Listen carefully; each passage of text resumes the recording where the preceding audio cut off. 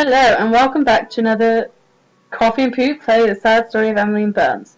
Today I'm actually with Poop today. Whoop, whoop. So we're going to take in turns reading. I guess I'll read this first bit and then you read the second bit and then we'll do characters. And yeah, it should be fun. Who am I?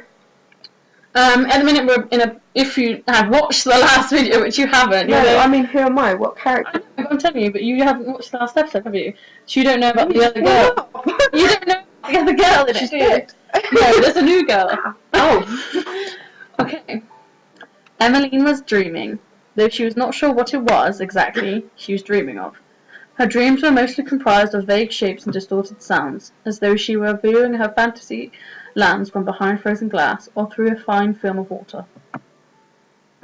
Sometimes, however, she dreamt of Cornelia.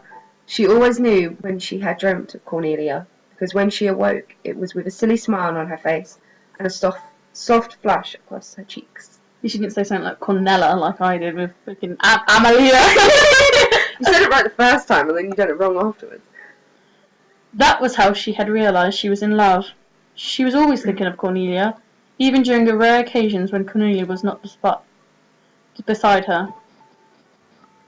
Though Emmeline was only 14 and she did not fully understand what love was. She did not need to. Why trouble herself over the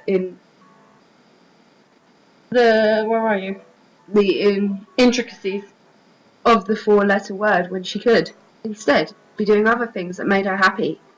Those things being chiefly talking to Cornelia, braiding her hair, making her blush, and kissing her lips, her cheeks, her eyelids.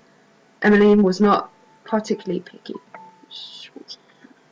On this particular night, however, Emmeline did not awake to find sunlight streaming in through her window, half-formed with remembrances of her love flitting through her mind. She did not awake during the morning at all.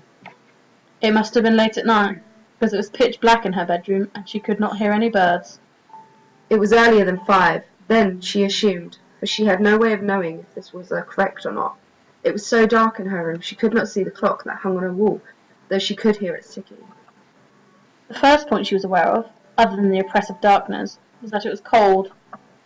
The chill of the winter was well and truly setting in, especially during the night, and she could no longer sleep with bare arms and a light coverlet, as she had done before. Her summer sleepwear had been packed away at the back of her wardrobe, and the maids now set her winter nightgowns on her bed before she went to sleep, complete with puffed sleeves and high collars. The second thing Emmeline noticed, as her eyes slowly grew accustomed to the dark, was that she was not alone. There was somebody else in the room with her. It was none other than her father, Philip. Emmeline stared at her father with wide eyes. He looked back at her, and Emmeline could tell, despite the dark, that he was just as surprised, if not more, than she was. Had his face always looked so lined, his mouth so drawn?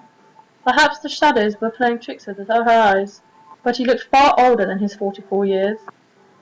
Emmeline swallowed, as all of a sudden her throat felt dry. "I'll be Emmeline.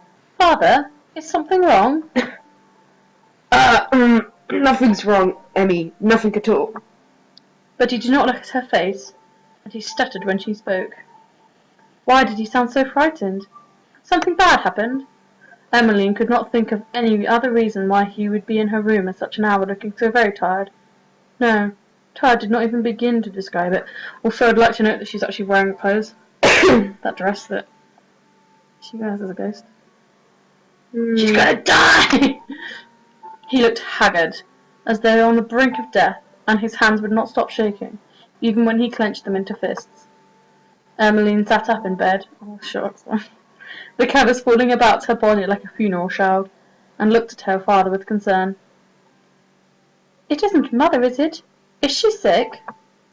Your mother? She is fine, Emmy. She should be sleeping now." "Oh." A pause. "And why are you not asleep, father? Could you not?" "No, there is something I have to do." "At this hour?" "Yes, it is of utmost importance. I don't imagine you would understand." Emmeline flinched.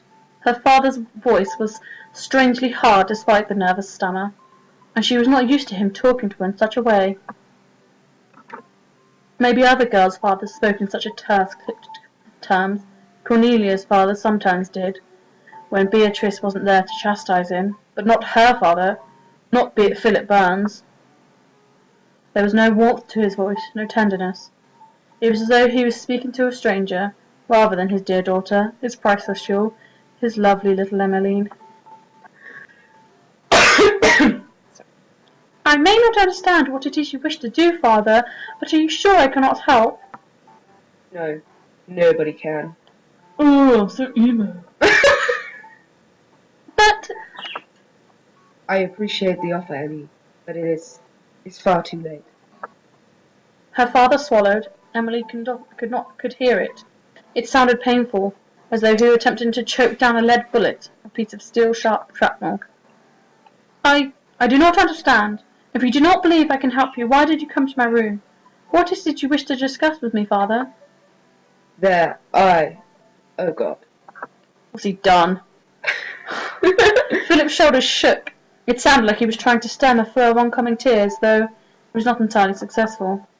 He bit down on his lower lip, but moisture still sparkled in the corners of his eyes, threatening to spill down his cheeks like the April rain. If Grandmother Patience were here, she would have mocked him. She would always have done when Philip was a child. Perhaps that's why Philip never visited Grandmother Patience.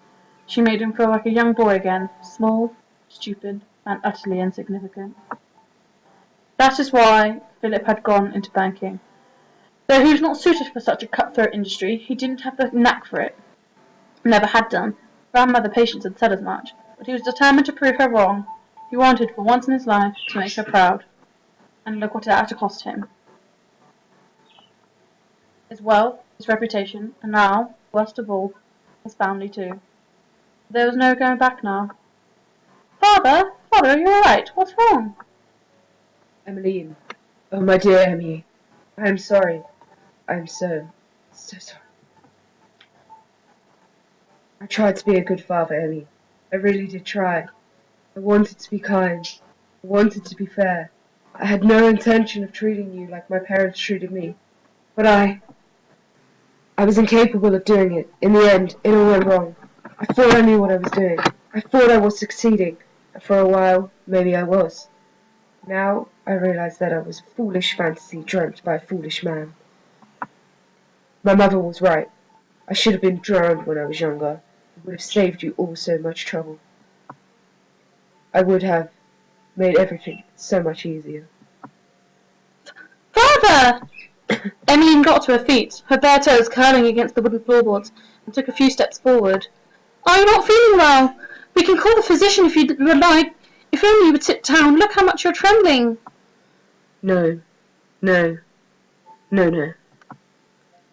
Philip shook his head mechanically, back and forth like a tin soldier, his words spoken in an almost frenzied fever. The physician cannot help now. Nothing can help. We're done for. Emmeline, you and I, and your mother too. This is it. This is the end. The end of what exactly? Our money is gone, Emmeline. I made a terrible mistake, and now everything is gone. The bubble burst, and we lost it all. Every single thing! Emmeline stared at her father, her mouth open. She did not know what to do, what to say. What could she say? She was only 14 years old, and she had always been told by her mother that women had no place in the world of business. It was only natural, when they could not understand facts or figures or tables or numbers.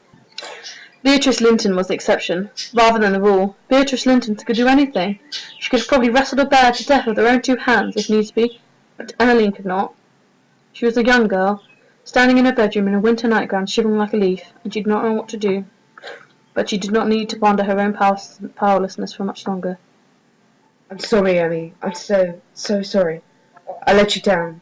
And now this is the only thing I can do to make amends.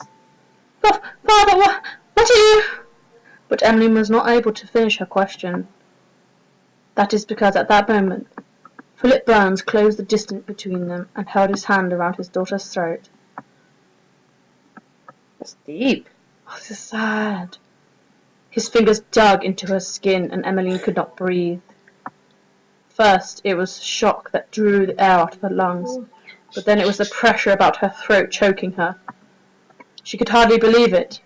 How could her father, who had never raised a hand to her in his life, who had never raised so much as his voice, even contemplate carrying out such a hideous action? But he was. He really was going to kill her. Emmeline felt herself growing faint. She wondered idly if the dark purple bruise would be left around her throat when Philip let go. A fairy circle made of mushrooms. Her head swam, her legs gave way beneath her, and she fell onto the bed. Still, Philip's fingers did not budge. They remained upon her throat, fixated with the gruesome task they had been charged with. It was almost as though Philip Burns had split in two. One half remained focused on the murder of his dear daughter, his beloved Emmy, while the other, appalled at his actions, looked away with disgust. Maybe he should have poisoned her nightly mug of hot cocoa instead. Then he wouldn't have had to bear witness to the look on her face as the life was slowly choked out of her tiny body. I'm sorry, Emmy. I'm so sorry. And he was, too. His cheeks were wet with tears, and more tears kept falling. Some of them splashed against Emmeline's cheeks, but this offering of remorse made little difference. Emmeline was still dying. She had been dying for about 2 minutes now, but it felt like it had been far longer, and her heart was already starting to stammer in her chest. I'm doing it for you, Emmy. It's for the greater good, I promise.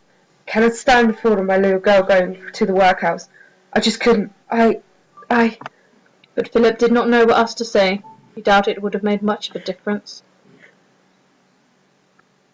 Emmeline stared up to the ceiling blankly, her eyes a vast sea of white, her mouth hanging open. Her arms and legs were limp, and though her body was warm, it did not move. It could not. Philip removed his hands from Emmeline's throat, but Emmeline did not stir. Her eyes remained open, unfixed, misty with death. Emmy. Oh, my Emmy. My little Emmy. With a choked sob, Philip pulled his dear little girl, who was now a very dead little girl, into his arms and wept. He still killed her! I know. What a douchebag! And now we're back into the present.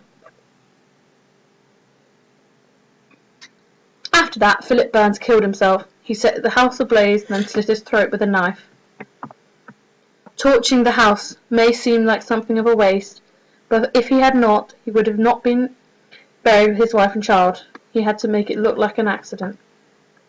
Of course, Emmeline was not there to witness that, but she found out in due time. And that is the end of the sad story of Emmeline Burns. You could be Thomas. I open and close my mouth, but no sound comes out. I don't know what to say. I had always suspected it, vague speculations about her being an internet celebrity aside, but I have no doubts left in my mind after hearing Emily's story. This girl was no Emily. I knew she was no Emily from the moment she introduced herself. Emmeline holds one hand to her throat, rubbing it gently, as though nursing a cold. I wish he had not choked me. I imagine he did it because he thought it would be less violent than stabbing me, but it took so long to die. 3 whole minutes. Worst of all, I could still think during that time. I could grieve. I could suffer. It gave me enough time to form regrets, and maybe that is why I could not die properly. Emmeline sighs, resting her hand against the top of her gravestone. Unlike the ghost in films, her hand does not pass through it. Instead, her fingers make contact, firm and solid, and I even see her shiver with the coldness of the stone permeates her pale skin. Maybe Grandmother Patience was right. Father does not have the willpower required to see things through until the end. Not even murder. I suppose I should congratulate him for trying, though. He really did try. It hurt horribly. I open my mouth once more, but I don't know what to say. How can I reply to that? What must it felt like being betrayed so deeply by your own dad? I don't know, because I don't have one of my own. Of course, this isn't true in the strictest sense of the words. I am not the product of divine conception, and a human man did have a hand in my existence. I don't feel like I have a dad, though. Mum never talks about him, and I never thought to ask. I know Mum doesn't like thinking about Sol Andrews, or that git, as she calls him when she's in a charitable mood. She's causing far worse when she is not. And I don't like to think about him either. I don't have much to think about anyway. I never met him before. I've only seen his face in photographs, and Mum threw most of them away. I can't say I blame her, given how he reacted to the news of her pregnancy. Apparently he tried to coerce her to having an abortion, and when that didn't work out, he tailed and fled. He didn't even leave. What a git. I always thought I should hate Saul, but I don't even know him well enough for that. Instead, all I feel is an absence of feeling, really. Apathy. Now I can't help but wonder who has it worse, even though I know I'm making such a comparison is unfair. Is it Emmeline, whose dad loved her dearly, to such an extent it wrung the life right out of her lungs? Or is it me, whose dad loved me so little he ran away before I was born, and never tried to talk to me? They're both bad in their own ways, and if my mum had bowed to Saul Andrew's wishes, I'd be dead too. The fact remains, however, that I'm not. Emmeline, meanwhile, is. Do you resent him? I do not know. I have had a lot of time to think about it, but I still can't come to a conclusion. Trying to describe it with words would seem inadequate somehow, but I am upset. I wish it had never happened. I know Father thought he had to do it, and I'm sure it took him a good deal of thought before he even considered killing me and my mother. He was not a violent person. I know it might have sounded cliched, but he did not even like killing of moths or spiders, and yet I think I skipped one.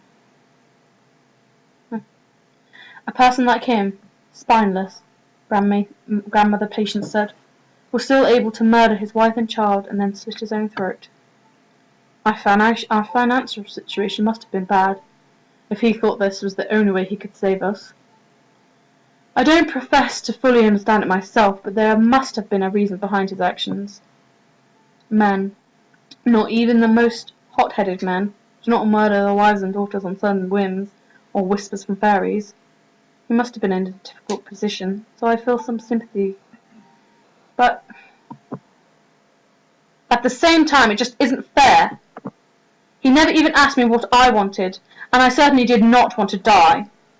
I wanted to stay alive. There were so many more things I wanted to do. I don't know what things I wanted to do, not exactly, but I had my whole life ahead of me. I thought I could think about it later. I thought I would have enough time. But I was naive. I just wanted to spend more time with Cornelia, even though I was young and I did not understand a great deal of the world around me, but I know that I loved her. I loved her with all of my heart. And then my father killed me, and that was the end of that. At least it should have been. I should have stopped loving her the moment my heart stopped beating. But things are not always that simple. And do you know what happened to Cornelia? Bits and pieces. She was upset after I died, I think. She cried a lot. Then she grew older and was able to put what happened behind her. She'll be dead now. She must have been dead for years and years. Emmeline smiles bitterly. Almost as long as I have. You didn't try to talk to her? I did, but she could not see me. I tried my hardest, but it always felt so pointless. I could see her face, but I could not dry her tears. I wanted to tell her I was all right. As all right as a dead girl can be, anyway. But there was nothing I could do. In the end, I decided to leave her alone. She had moved on, and I knew I should too. Following Cornelia did not make her happy, and it definitely did not make me happy. It just made me feel even more alone. I have not left this graveyard in almost a century. There has been no reason to leave. I just stayed here and slept. A century might seem like a long time, but it slipped by rather quickly. Nobody could see me, so nobody bothered me. At least, until today. You are the first person I have met during the last 150 years who can see me. It is most peculiar. Well, I'm quite a peculiar person. I've always liked graveyards. Ah, yes, you told me that earlier. I remembered. You don't think I'm weird, do you? Perhaps a little, but I'm rather happy about it. If you were not weird, as you said, you would not be able to see me, and I would still be alone. This might not be because of me, though. What do you mean? You can see me with your own 2 eyes, correct? You have not stolen anybody else's, have you? No, of course not. It's just, I owe my life to the people who came before me. Maybe these eyes were a gift from Rose Bradford. Rose? She's one of my ancestors. Apparently she was a medium. That's what Mother says, anyway. Yet, if these eyes are a gift from Rose Bradford, the self-proclaimed White Witch of Beverley, they haven't been much of a use until now. I've never seen a ghost before, even though I've been into countless graves in my time. I have, however, always been strangely adept in the art of finding dead bodies, even when they're buried beneath the earth. Does this mean something? Anything? Nothing at all? Maybe the whole world is crawling with ghosts thicker than the fog that creeps in the ground, and they just never wanted to make my humble acquaintance. Perhaps they were hiding from me, sitting in the branches of trees or peeking up from behind the stained glass church windows, whispering to themselves. Why would they approach me for help anyway? I'm only a young girl, only 14. But Emmeline did. Was there a reason for that? Now that I think about it. The her you said I resembled. Oh yes, well, you really do look like Cornelia. It took me quite by surprise. For a few moments I thought you might really be her. But that was wrong, of course. You are not Cornelia. You are a very own person, Verity. No, my name isn't Verity. We both know that, and I don't know if I am my own person either. How could I be, given my name, Toma, a diminutive from Thomas, picked because my real name was stolen 2 weeks before I was born? Andrews, a last name given to me by my dad, not as a gift, but as an afterthought, like a balled-up pair of socks for Christmas. Okay, and we're going to leave it here for today. Yeah, thank you for watching. It was good to be a part of it. I don't know, it's quite cute. I was really sad by that ending though. Like, her dad killed her. That's dark. Oh my goodness, I can't believe it. It was well dark. I wasn't really expecting. Like, I thought there was just a fire or something. But then, like, if you watched the last episode, but you haven't, this one obviously her dad's getting worse, and like he's being funny, but he hasn't told her yet. So it's a couple months of him being bad, and then obviously he kills her. I was just surprised he killed her. That's sad. I just didn't expect it. I come in thinking, oh, hold on, we're in a different point of view here. Oh my god, I'm killing my daughter! I'm killing my daughter, I know. It's me killing you. Yeah, because you were voicing. Oh no. I'm so sorry about you. So sad. Anyway, we're going to leave this here and we'll come back to this next time. Okay, thank you very much and talk to you later. Bye.